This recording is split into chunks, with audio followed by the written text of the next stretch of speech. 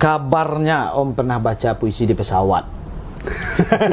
Ini ceritanya gimana sampai baca puisi di pesawat? Dia mengatakan begitu, ya saya ambil bansi, saya ambil, saya tiup. Langsung berdiri. Ya, kaget lah orang gitu kan.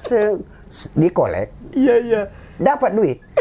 Dan duitnya itu lebih banyak daripada tiket pesawat. Melihat, ya pramugari itu aku melihatnya ya tidak pramugari, tapi aku melihatnya sebagai seorang kernet gitu. Iya, kernet di kernet ANS apa gitu kan.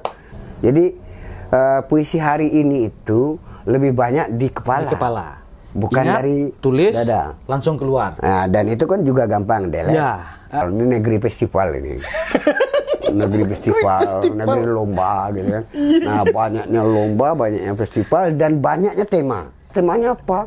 Temanya bebas kayak itu ya. Temanya Ada bebas. temanya bebas. Temanya bebas.